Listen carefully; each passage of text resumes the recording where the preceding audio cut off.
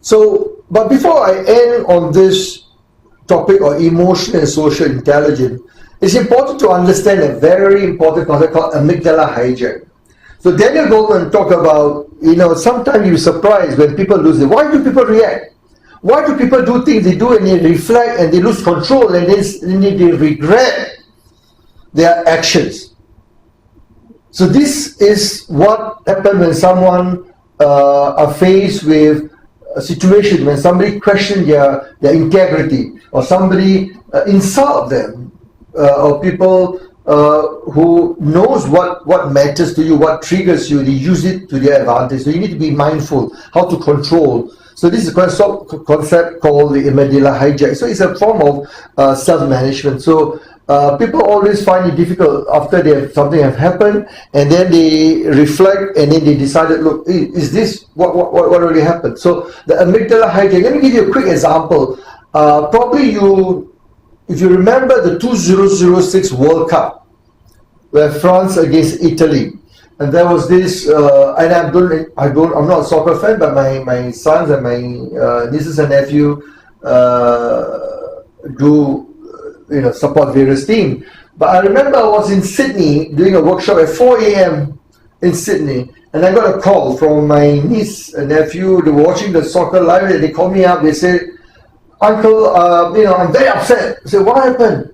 "Oh, Materazzi just headbutted Zinedine Zidane." Zinedine Zidane is from France, the host of the World Cup, and he was a captain, and because of the action that he took, headbutted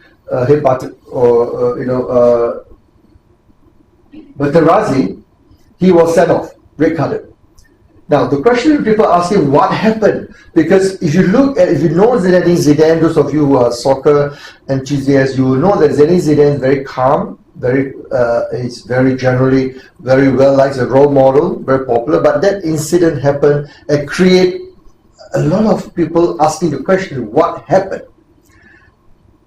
A few months later, there was an interview. Zinedine Zidane was interviewed. He was asked a question: why do you did what you did? What do you do what you did? And he was saying that he was in tears, and he says that, I did not know then, and at that time he was, he still is. At that time, I discovered that he was an Algerian Muslim, and what Materazzi did was to insult his mother during the match on the pitch, say something which insulted his mother, and being a Muslim, he get very offended, insulting the mother, and he decided to react and hit Materazzi. So he regretted that because of his action and because of the lack of self-control. But that tells you something very important. As a leader, we can learn from this experience. We need to know what triggers. So when something is triggered us, things that is dear to our values and belief, we need to know how to manage it, not to allow it to erupt, shut down, so that we act irrationally. How do we manage it, and so that we do not be perceived, being seen to be irrational, and we lose, as you call it, we lose it. The American used to say you lose it, and that creates a very bad situation and doesn't reflect very well on you as a leader.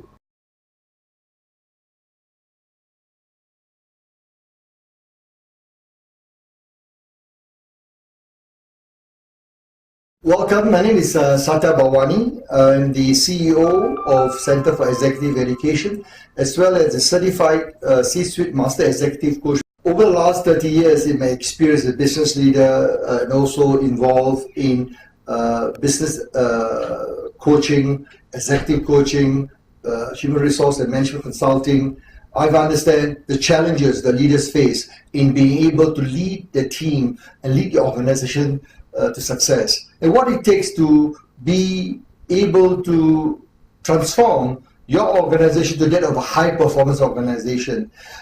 Through my experience in both assuming senior, global, and regional leadership role with Drake B. Maureen, with Mercer Human Resource Consulting, with Hay Group and Forum over the last 25 years, what I have learned is that there are certain best practices. There are framework, tools that we can learn to help us to transform from being a good to great leader.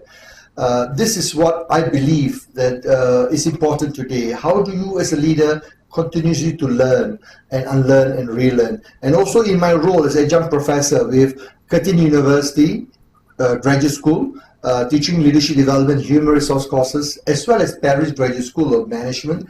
I've helped many leaders to be able to develop their leadership skills and ability to help them to transform and move to that level, or help the organization to transform being a high performance organization. A little bit about our organization, Center for Executive Education, CEU for short.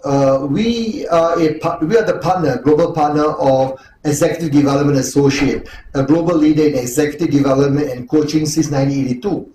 And our organization focuses on 4 areas in transforming the next generation of leaders: in executive coaching, executive education, succession planning, talent management, and executive assessment.